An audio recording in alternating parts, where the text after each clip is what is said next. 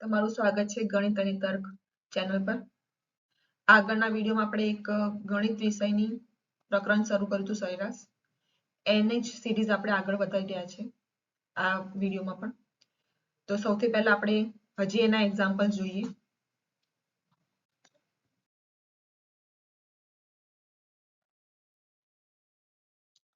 Okay, તો આ question જોઈએ આપણે।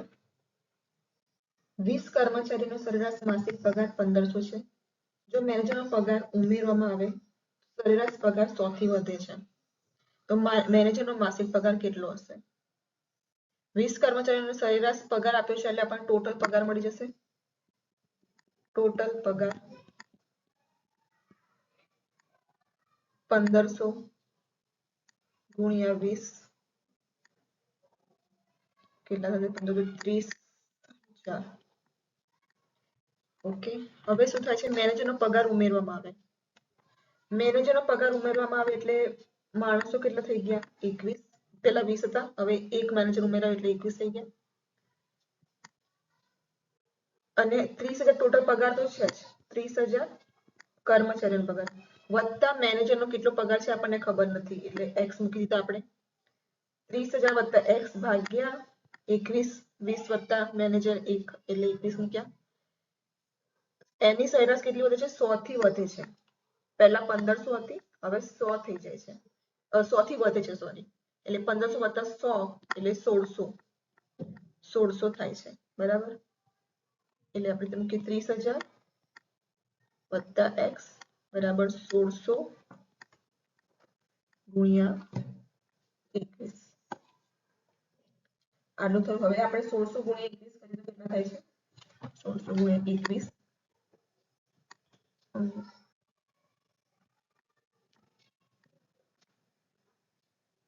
30,000 વત્તા x 1600 ગુણ્યા 21 થાય છે 33,600। એટલે x બરાબર 33,600 માંથી 30,000 જાય એટલે કેટલા રહેશે? 3,600, બરાબર છે। એટલો આન્સર આવશે, પગાર મેનેજરનો માસિક પગાર એટલો થશે, આ આપણો જવાબ રહેશે। ઓકે,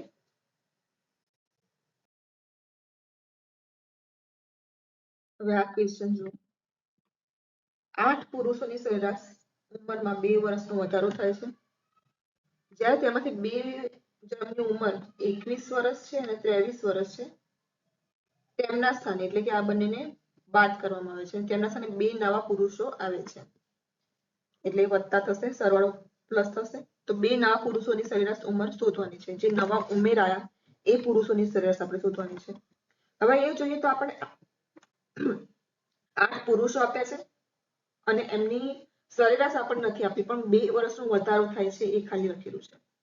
તો ધારો કે આપણે જોઈએ તો નંબર એક આપણે નંબર કેટલા છે? 8। સરેરાશ ધારો કે x લીધા આપણે, ધાર્યા સરેરાશ, ઓકે। તો ટોટલ કેટલું થશે? 8 પુરુષોનો સરવાળો 8x આવશે, નંબર ગુણ્યા સરેરાશ 8x સરવાળો આવ્યો। હવે શું કીધું છે? આ 8x સરવાળો જે છે ટોટલ, એમાંથી 21 વર્ષ અને 23 વર્ષના જે છે એમના સ્થાને 2 નવા પુરુષો આવે છે, એટલે આ બંનેને બાદ કરવામાં આવે છે। આ બંનેનું ટોટલ જો આપણે કરીએ 21 ને 23 તો કેટલા થશે? 44।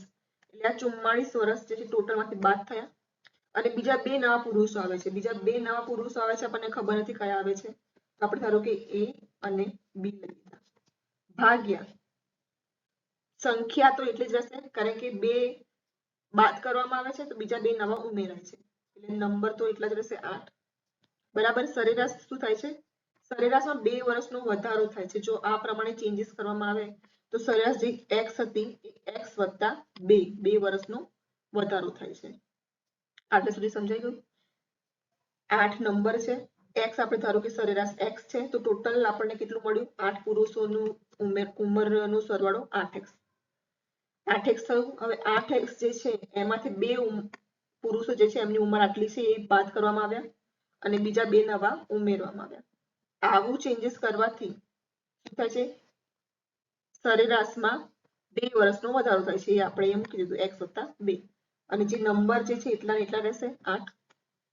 હવે આ આપણે સોલ્વ કરીએ.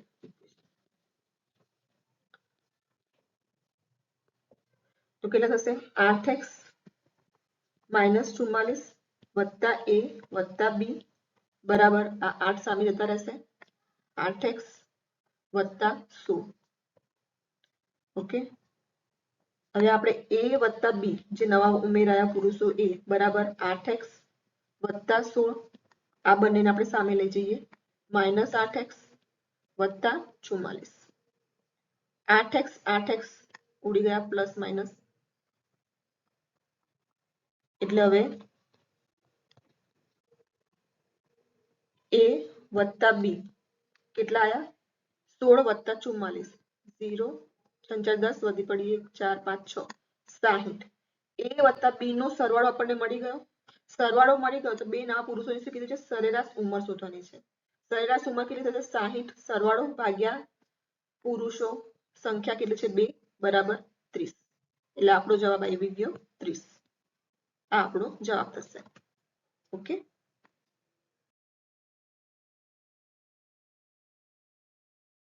હવે આ ક્વેશ્ચન જો આગળ જે આપણે કર્યું એ પદ્ધતિનો જ છે.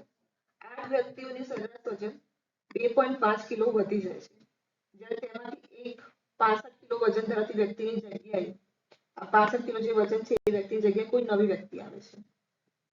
નવા વ્યક્તિનું વજન શું હોઈ શકે 65 કિલો વાળું વજન જે હશે એ માઇનસ થાય છે અને બીજો એક નવો વ્યક્તિ ઉમેરે છે. એ નવો વ્યક્તિ કયો છે એનું વજન શું છે એ આપણને નથી આપ્યું એ આપણે શોધવાનું છે.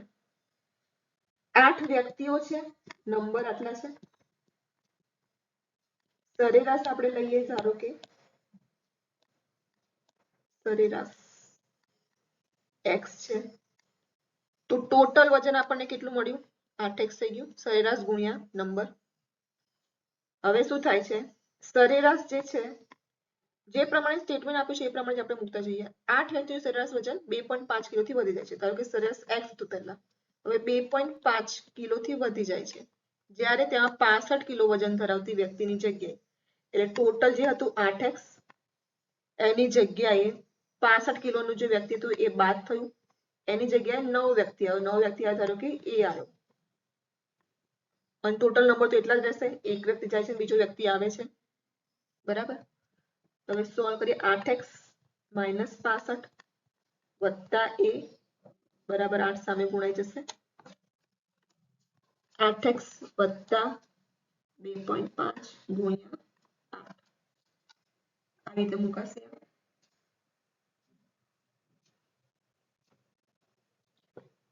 2.5 ગુણ્યા 8 2.5 ગુણ્યા 8 ને આપણે ગુણાકાર કરીએ તો કેટલો થશે 25 બરાબર 25 5 × 10 ને 4 5 ચોક 20 આવે છે એટલે ડાયરેક્ટ આપણે 20 મૂકી દઈએ. ચલો 8x વત્તા 20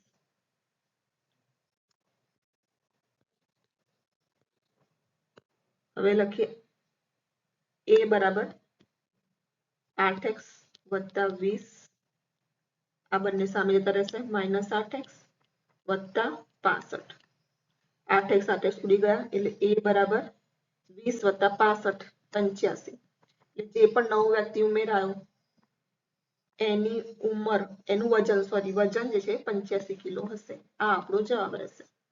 ઓકે, ઈઝી છે. જે આગળ જોઈએ આપણે એક્ઝામ્પલ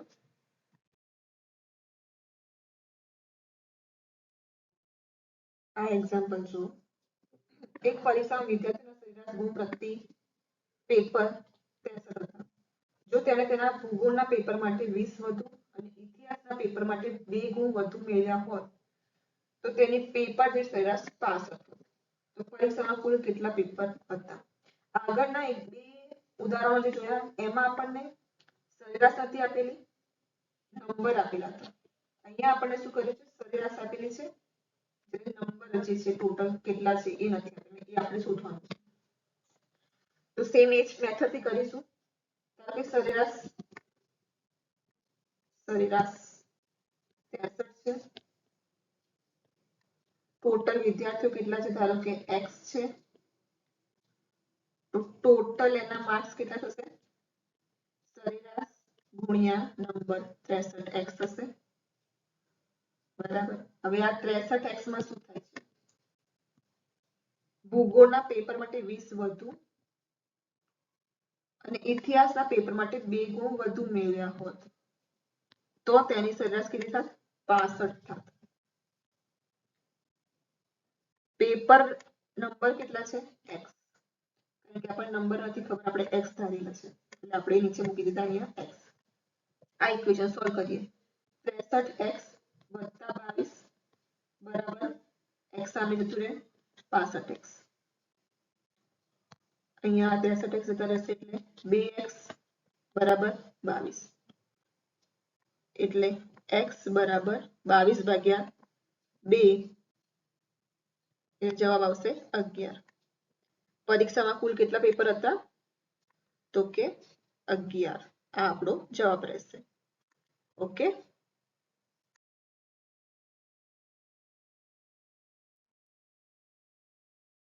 આ એક્ઝામ્પલ જોઈએ. એક ક્રિકેટર જેની બોલિંગ એવરેજ 12.4 રન પ્રતિ વિકેટ છે તે 26 રનમાં 5 વિકેટ લે છે અને તેથી તેની એવરેજ 0.4 ઘટી જાય છે. તો છેલ્લી મેચ સુધી એણે લીધેલી વિકેટોની સંખ્યા આપણે શોધવાની છે. સૌથી પહેલા આપણે આ સમજીએ બોલિંગ એવરેજ કેવી રીતે નીકળે છે.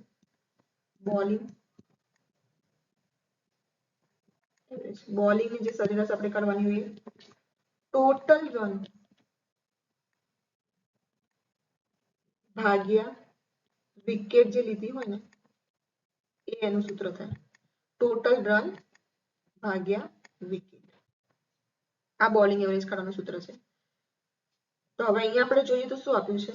બોલિંગ એવરેજ 12.4 રન પ્રતિ વિકેટ છે. પહેલા બોલિંગ એવરેજ આપણને આપી દીધી છે 12.4. વિકેટ કેટલી લીધી નથી ખબર, આપણે ધારો કે વિકેટ આને લીધી છે x. તો ટોટલ રન આપણને મળી છે કેટલા થયા? ટોટલ રન 12.4x બરાબર. બોલિંગ એવરેજ ને વિકેટ વડે ગુણાકાર કરીશું એટલે આપણને ટોટલ રન મળી ગયા 12.4x. હવે આપણે શું કરીશું? શું લખ્યું છે અહીંયા? 12.4 રન આપણને ટોટલ રન મળી ગયા. હવે તે 26 રનમાં 5 વિકેટ લે છે એટલે ટોટલ રનમાં વધારો થયો 12.4x વત્તા 26. 5 વિકેટ લે છે ભાગાકારમાં વિકેટ. બોલિંગ એવરેજ માટે જે સૂત્ર છે એ પ્રમાણે મૂકીએ આપણે તો વિકેટ પહેલા કેટલી લીધી છે વિકેટ? x. હજી પાછી 5 વિકેટ લે છે ભાગ્યા 5 x વત્તા 5. ત્યારે એની સરેરાશ એવરેજ શું થાય છે? બોલિંગ એવરેજ 0.4 થી ઘટી જાય છે. પહેલા કેટલી હતી? 12.4. હવે 0.4 થી ઘટી જાય છે એટલે કેટલી થશે? સામે આવશે 12. હવે 12 થઈ ગઈ. આ ઇક્વેશન આપણે સોલ્વ કરીએ.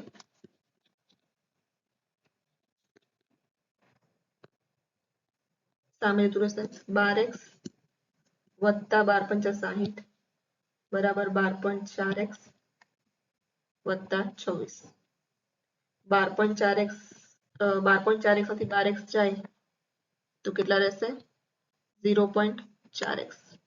અને 60 માંથી 26 જાય તો 10 માંથી 6 4 34.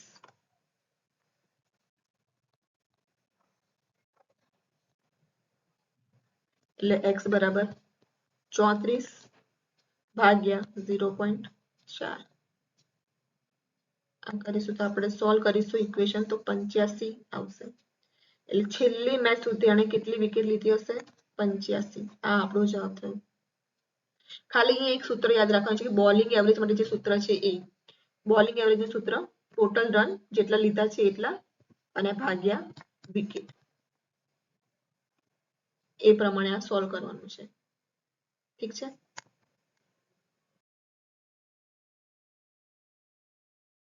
હવે આપણે આ એક્ઝામ્પલ જોઈએ. એક મોટર ચાલક સરેરાશ 50 કિલોમીટરની ઝડપે 150 કિલોમીટર દૂરના સ્થળે જાય છે અને 30 કિલોમીટરની ઝડપે પાછો ફરે છે. તો એમની આખી મુસાફરીની સરેરાશ ઝડપ આપણે શોધવાની છે.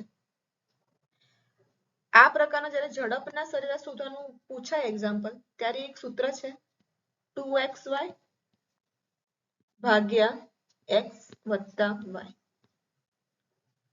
2xy એટલે 2x એટલે શું લખવામાં આવશે પહેલા જે ઝડપ આપી છે એ 50 પછી પાછા ફરતા જે ઝડપ છે એ પછી y આવશે 30 ભાગ્યા x કેટલા હતા 50 વત્તા 30 80 0 0 ગયા 4 2 8 150 ભાગ્યા 4 કરીએ તો કેટલા આવશે જવાબ 4 3 12 3 0 7 ચોક 28 37.5 બરાબર આ આપણો જવાબ રહેશે જ્યારે આ પ્રકારના જે ઝડપની સરેરાશ શોધવાની હોય ત્યારે આ જ સૂત્ર મૂકવામાં આવશે 2xy ભાગ્યા x વત્તા y ઓકે સાથે જ આપણે આ વિડિયો અહીંયા પૂરો કરીશું એવરેજ ચેપ્ટર પણ જે છે સરેરાશ ચેપ્ટર એ પણ અહીંયા સમાપ્ત થાય છે હવે કાલથી આપણે નવું ચેપ્ટર શરૂ કરીશું ગણિત વિષય માટે રેશિયો અને જો તમને આ વિડિયો ગમ્યો હોય તો લાઈક શેર અને સબસ્ક્રાઇબ જરૂરથી કરજો થેન્ક યુ